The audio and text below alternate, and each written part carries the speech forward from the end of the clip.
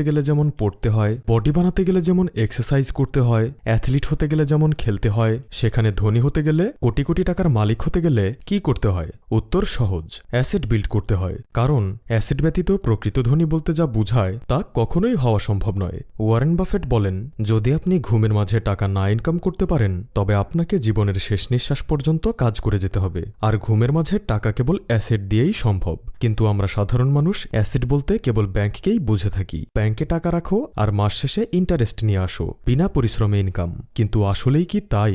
Recently আমেরিকার Presidency ইলেকশনের পর সেখানে অনেক কিছু চেঞ্জ হয়েছে। সেই সময় রবার্ট কিওসাকি এই থ্রেডটি পোস্ট করেছিলেন, ব্যাংকিং ক্র্যাশ হ্যাজ বিগান। এরপর আমেরিকায় কিছু সময়ের ব্যবধানে দুটি ব্যাংক পরপর ফেল হয়। প্রথমে ইউএসএ এর ফিলাডেলফিয়াতে, তারপর ওকলাহোমাতে। আর এতে করে লস টাকাদের হয়েছে $7.1 মিলিয়ন ডিপোজিট করা ইউজারদের, যারা এখনও তাদের টাকা ফেরত পাননি। আর এমন ঘটনা কেবল আমেরিকাতেই নয়, পৃথিবীর বিভিন্ন দেশে বিভিন্ন সময়ে এমন ঘটনা ঘটছে। আপনাদের নিশ্চয়ই পিএমসি ব্যাংকের কথা মনে আছে, যেখানে $880 মিলিয়ন স্ক্যাম ধরা পড়েছিল।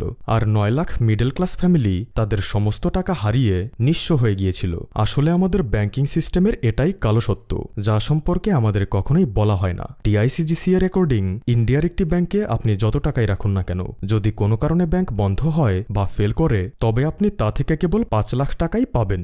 এফডিআইসি এর রেকর্ডিং, বাংলাদেশে কোনো ব্যাংক ফেল হলে আপনি যত টাকাই তাতে রাখুন না কেন ফেরত পাবেন মাত্র 2.5 লাখ টাকা। এখন প্রশ্ন হলো, ব্যাংক ফেল হয় কেন? ব্যাংক ফেল হবার মূল কারণ হলো, যখন আপনি ব্যাংকে টাকা রাখেন তখন ব্যাংক আপনাকে 4% রেট অফ ইন্টারেস্ট দেয় এবং আপনার টাকা অন্য আরেকজনের কাছে 8% রেট অফ ইন্টারেস্টে লোনে দিয়ে দেয়। মানে তার থেকে 8% লাভ নিয়ে আপনাকে 4% দিয়ে বাকি 4% ব্যাংক নিজে লাভ করে থাকে। কিন্তু কোনো কারণে যখন ব্যাংক অনেক বেশি ভুলভাল ব্যক্তিকে বিপুল পরিমাণে লোন দেয় এবং পলিটিক্স, পাওয়ার বা অন্য যে কোনো কারণে সেই লোন রিটার্ন পেতে ব্যর্থ হয়, তখন মূলত একটি ব্যাংক ফেল করে। এর বাইরেও আরও বেশ কিছু কারণ রয়েছে, তবে এটাই মূল কারণ। এছাড়াও আমাদের দেশের ইনফ্লেশন রেট বর্তমানে 9%, আর আপনার সেভিং অ্যাকাউন্টের ইন্টারেস্ট রেট 3 থেকে 4%।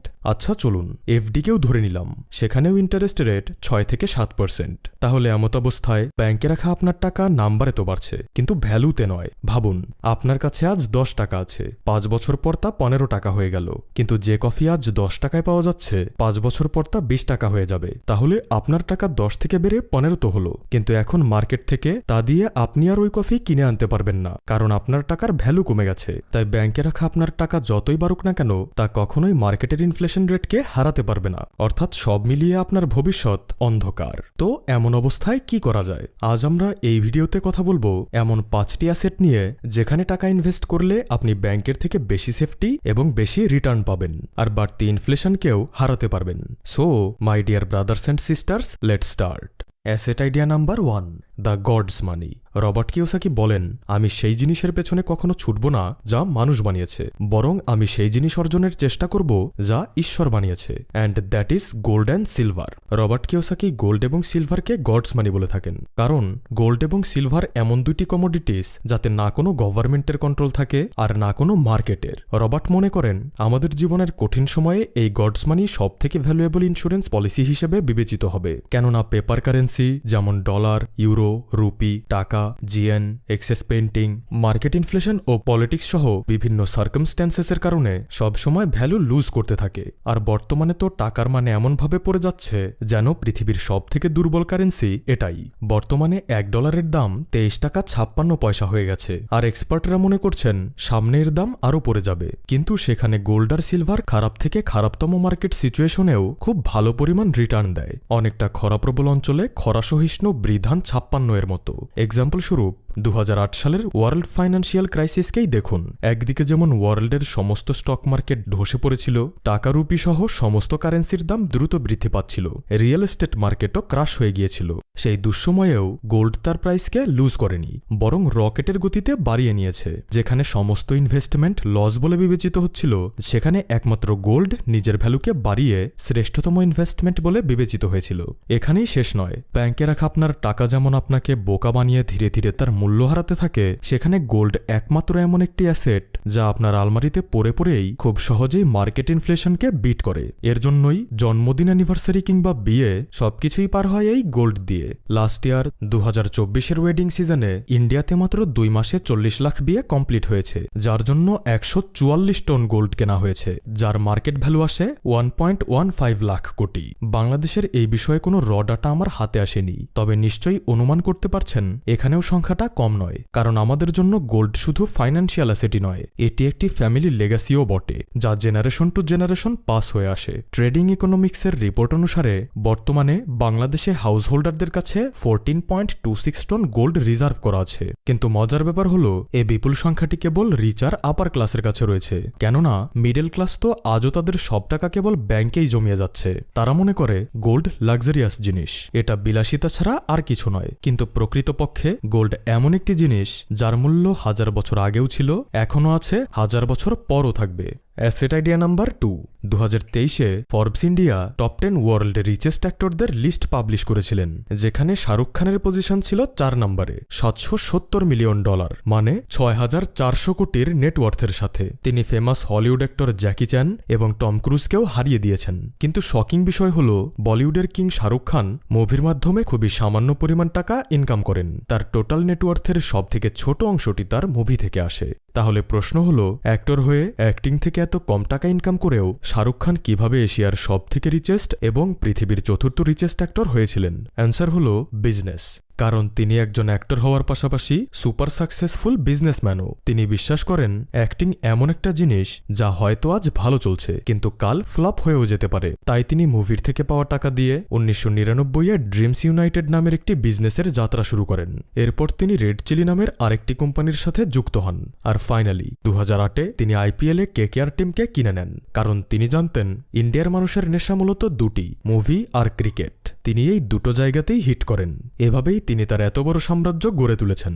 বর্তমান ঢালিউড সুপারস্টার শাকিব খানও শাহরুখ খানের পথ অনুসরণ করছে। সে এখন কসমেটিক্সের বিজনেসে পদার্পণ করেছে, পাশাপাশি বিপিএলেও ক্রিকেট ফ্র্যাঞ্চাইজি কিনেছে। পৃথিবীর সর্বোচ্চ ধনী ব্যক্তিদের একজন ওয়ারেন বাফেটও মাত্র 6 বছর বয়সে তার প্রথম বিজনেস শুরু করেন। তিনি বিভিন্ন দোকানের সামনে যান এবং সেখানে পড়ে থাকা বোতলের ক্যাপগুলো সংগ্রহ করেন। কিছুদিনের মাঝেই তিনি বুঝে যান সবথেকে বেশি জনপ্রিয় ড্রিঙ্কস হল কোকাকোলা। তাই তিনি 25 সেন্ট দিয়ে 6 প্যাক কোকাকোলা কিনে তার সাথে চুইংগাম অ্যাড করে প্রতিদিন সকালে লোকেদের বাড়িতে গিয়ে 5 সেন্টে বিক্রি শুরু করেন। যেহেতু সে সময় মানুষ লার্জ অ্যামাউন্টে কোকাকোলা কনজিউম করত, তাই তার আইডিয়াটি খুব ভালো কাজে দেয়। আপনি পৃথিবীর যে কোনো সুপার সাকসেসফুল ব্যক্তিকেই দেখুন না কেন, বিজনেস শব্দটি প্রত্যক্ষ বা পরোক্ষভাবে তার ক্যারিয়ারের সাথে জড়িয়ে রয়েছে, হোক তা ওয়ারেন বাফেটের মতো সাকসেস পাওয়ার আগে কিংবা শাহরুখ খানের মতো সাকসেস পাওয়ার পরে। কেননা বিজনেস এমন একটা জিনিস যা আপনাকে ট্রু ওয়েলথ বিল্ড করতে সবথেকে বেশি সাহায্য করবে। Asset idea number 3। ইউজ ডেব্ট অ্যাডভান্টেজ। আমাদের দেশের 90% মানুষ ডেব্টের ইউজ কেবল লাইবিলিটি কেনার ক্ষেত্রে ব্যবহার করে, যেখানে আপনার উচিত ডেব্টকে অ্যাজ অ্যান অ্যাডভান্টেজ স্বরূপ ব্যবহার করা। রবার্ট কিওসাকি, যার ওপর $1.2 বিলিয়ন ডেব্ট রয়েছে, যার জন্য মানুষ তাকে প্রচুর ট্রোলও করেছে, কিন্তু পরবর্তীতে জানা যায় সেই ডেব্ট ব্যাড নয়, বরং গুড। রবার্ট যত টাকা ব্যাংক থেকে ঋণ নিয়েছিলেন তার সবটাই তিনি ইনভেস্ট করেছিলেন রিয়েল এস্টেট প্রপার্টিতে, গোল্ড এবং সিলভারে, যা পরবর্তী কিছু বছরের মাঝেই তার সমস্ত ডেব্ট ক্লিয়ার করে তাকে সুপার বিলিয়নিয়ার বানিয়ে দেবে। সেখানে আপনি যদি কোনো র্যান্ডম ব্যক্তিকে 5-6 লাখ টাকার ক্রেডিট দেন আর বলেন যাও এর ব্যবহার করো, তবে তার মাথায় সবার আগে আসবে আইফোন কেনার কথা, তারপর দামি একটি ল্যাপটপ, এরপর কিছু টাকা বাঁচলে তা দিয়ে শপিং, 20-30 হাজার টাকার একটি ঘড়ি, এরপরেও যদি কিছু টাকা বেঁচে যায় তা দিয়ে আত্মতৃপ্তির সাথে খাওয়া দাওয়া, ঢেকুর তোলা। এদেরই কিছু ব্যক্তি এমনও রয়েছেন যারা ইএমআই এর অপশন দেখলেই নিজের যোগ্যতা এবং স্যালারির কথাও ভুলে গিয়ে বড় বড় সব রিস্ক নিতে শুরু করে 15-20 লাখ টাকার কার পর্যন্ত কিনে ফেলে। এদের মাঝে কিছু মানুষ মিডল ক্লাস থেকে রিচ ক্লাসে পৌঁছাতে সারা জীবন 50 লাখ টাকার সেভিং করে বাকি 50 লাখ ইএমআই এ নিয়ে 1 কোটি টাকার বাড়ি কিনে ফেলে। জীবনের শেষ 20 বছর কাজ করে যায় কেবল এই টাকার ইএমআই পরিশোধ করার জন্য। সেখানে রবার্ট কিওসাকির মতো মানুষ এই ডেপ্টের সঠিক ব্যবহার করে 1 কোটি টাকার একটি প্রপার্টি না নিয়ে 3টি প্রপার্টি নেন। একটিতে তিনি নিজে থাকেন, বাকি 2টি রেন্টে দিয়ে দেন এবং রেন্টের টাকা দিয়ে লোন পরিশোধ করতে থাকেন। একটা সময় লোন শেষ হয়ে গেলে প্রপার্টিও তার, আর প্রপার্টি থেকে পাওয়া রেন্টের টাকাও তার। একেই বলে ডেপ্টের সঠিক ব্যবহার। Asset idea number 4, intellectual property. ভাইজান, ইন্টারঅ্যাকচুয়াল প্রপার্টি মানে হলো আপনার নিজের creation, like content, podcast, writing, song, course ইত্যাদি। বর্তমান সময়ে ইন্টারঅ্যাকচুয়াল প্রপার্টি অনেক বড় একটি অ্যাসেট রূপে বিবেচিত হচ্ছে। এখন এটা নিশ্চয়ই বলার কোনো প্রয়োজন নেই, পডকাস্ট করে ইন্ডিয়া এবং বাংলাদেশে মানুষ কত শত টাকা ইনকাম করছে, সেই সাথে জনপ্রিয়তার কোন লেভেলে পৌঁছে গেছে। এছাড়া আজকাল অনেকেই ইবুক লিখেও প্রচুর টাকা জেনারেট করছে। কথায় আছে, 100 বছরের পুরনো জমিদার বাড়ির প্রতিটা রংচটা ইটের মাঝে এক একটা গল্প লুকিয়ে থাকে কত শত হাসি কান্না, রাগ অভিমান। তেমনি প্রতিটা মানুষের কাছেই কিছু না কিছু গল্প থাকে, কোনো বিষয়ে বিশেষ জ্ঞান থাকে। তাই আপনি চাইলে আপনার এই দক্ষতাকে ইবুক আকারে লিখতে পারেন এবং সহজেই টাকাও জেনারেট করতে পারেন। ইবুক আজকের দিনে অসম্ভব রকম ট্রেন্ডে আছে। 2024-এ ইবুকের মার্কেট সাইজ $17.20 বিলিয়ন পৌঁছেছে। আর একটি রিপোর্ট অনুসারে 2029-এ এই মার্কেট সাইজ বেড়ে $22 বিলিয়ন পৌঁছে যাবে। কারণ আজকাল না চাইতেও সবাইকে টেকনোলজির মাঝেই থাকতে হচ্ছে, তাই সবাই ফোন আর কম্পিউটারে অ্যাডিক্ট হয়ে গেছে। সবাই অনলাইন আর ইন্টারনেট থেকে কন্টেন্ট কনজিউম করছে। এখন আর কেউ বই নিয়ে ঘোরাঘুরি করা পছন্দ করে না, কারণ তারা ফোন এবং ট্যাবের মাঝে ইবুক রিড করে থাকে। তাই নিঃসন্দেহে এই বিজনেস ভবিষ্যতে আরও প্রসার বিস্তার করবে। এছাড়াও আপনার ক্রিয়েট করা ইবুকে আপনার কপিরাইট থাকে, মানে তা আপনার ইন্টারঅ্যাকচুয়াল প্রপার্টি। তাই এর ইউজ করে মানুষ যাই করুক না কেন, তার থেকে রয়্যালটি স্বরূপ আপনাকে পার্সেন্টেজ দিতে হবে। এমনকি কিং নামের এই ব্যক্তি মানমেরি জান নামের একটি গান তৈরি করেন, যা ইউটিউবে 500 মিলিয়ন প্লাস ভিউ পায়। এরপর সে একদম জিরো থেকে হিরো হয়ে যায়, অসংখ্য শো এবং ইভেন্ট পেতে শুরু করে, যা তার গানকে ইমমর্টাল বানিয়ে দেয়। এরপর নিক জোনাস পর্যন্ত তার ইউটিউব চ্যানেলে কিং এর সাথে এই গান রিক্রিয়েট করে আপলোড করে। তাই বর্তমান সময়ে আপনার তৈরি যে কোনো ইন্টারঅ্যাকচুয়াল প্রপার্টি ভ্যালুয়েবল অ্যাসেট হিসেবে বিবেচিত হতে পারে। Asset idea number 5, people. সাধারণত আমরা আমাদের বিজনেসের ক্ষেত্রে এমপ্লয়ি এবং আশেপাশের লোকজনদের ভ্যালু করি না, আর তাদের অভাব আমরা তখন বুঝতে পারি যখন তারা চলে যায়। একটা বিষয় সব সময় আপনাকে মনে রাখতে হবে, একটি কোম্পানি যত বড়ই হোক না কেন, তা তৈরি করে সাধারণ এমপ্লয়িরাই। কারণ একজন ব্যক্তির পক্ষে ব্র্যান্ড ক্রিয়েট করা সম্ভব নয়। আপনার কি মনে হয় অ্যাপেল, মাইক্রোসফট, রিলায়েন্স, টাটা এর মতো কোম্পানি এত সফল কিভাবে হয়েছে? তাদের এমপ্লয়ি এবং তাদের টিমের কারণে। 2008 সালে টাটা গ্রুপের প্রিমিয়াম হোটেল তাজে টেররিস্ট অ্যাটাক হয়েছিল। সেখানে কাস্টমারকে বাঁচাতে হোটেলের প্রতিটি এমপ্লয়ি নিজের জীবন বাজি রেখে লড়াই করেছিল, এমনকি অনেকে নিজের জীবন বিসর্জন পর্যন্ত দিয়েছিল। জানলে অবাক হবেন, তাদের মাঝে কিছু ছেলে এমন ছিল যারা মাত্র 1 মাস হলো জবে জয়েন করেছে, কেউ তো একদিন হলো জয়েন করেছে, অথচ তারা পর্যন্ত নিজের জীবন বাজি রেখে টেররিস্টদের বুলেটের সামনে বুক পেতে দিতে দ্বিধা করেনি। পরবর্তীতে হাওয়ার্ড ইউনিভার্সিটিতে ক্রাইসিস ম্যানেজমেন্টের একটি মিটিং হয়। সেখানে উঠে আসে তাজ হোটেলের ক্রাইসিস মোমেন্টে এমপ্লয়ীদের বীরত্বের কথা। তো সেখানকার প্রফেসররা তাদের 2 জন প্রতিনিধিকে ইন্ডিয়াতে পাঠায়, এটা জানার জন্য যে রতন টাটার এমপ্লয়িরা কোম্পানির জন্য এতটা নিবেদিত প্রাণ কিভাবে, এত কমিটেড কিভাবে, যারা কোম্পানির জন্য নিজের জীবন বাজি রাখতেও দ্বিধা করে না। তারা জানতে আগ্রহী হয়ে ওঠে টাটা গ্রুপ এমপ্লয়ীদের কি এমন পানি পড়া খাওয়ায় যে তারা প্রয়োজন পড়লে আর্মিও হয়ে যায়। এরপর হাওয়ার্ড ইউনিভার্সিটি থেকে দেশপান্ডে আর রেহেনা ইন্ডিয়া আসে এবং ফাইনালি তারা রতন টাটার থেকেই জানতে পারে এই বিষয়ের রহস্যটা। রতন টাটা বলেন, ইন্টারভিউয়ের সময় আমরা মেধা এবং যোগ্যতা থেকেও সততা, সাহস এবং মানবিকতাকে বেশি প্রাধান্য দেই। তিনি বলেন, ইন্টারভিউয়ের মাধ্যমে আমরা এমপ্লয়ির ক্যারেক্টার এবং অ্যান্টিটিকে দেখি, কেননা কাজ করাটা তো যে কেউ 2-1 দিন শিখলেই করতে পারবে।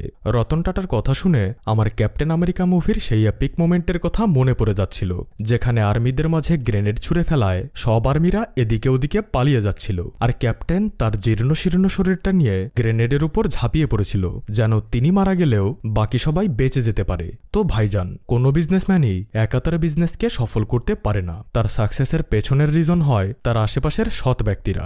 So find the right people who can be a valuable asset for you. তো ভাইজান, এই ছিল আমাদের আজকের আয়োজন। ভিডিওটি ভালো লাগলে লাইক করবেন, কমেন্টে আপনার মূল্যবান মতামত জানাবেন, আর এমনই ফাইন্যান্সিয়াল নলেজেবল ভিডিও পেতে SSS মোটিভেশন চ্যানেলটি সাবস্ক্রাইব করবেন।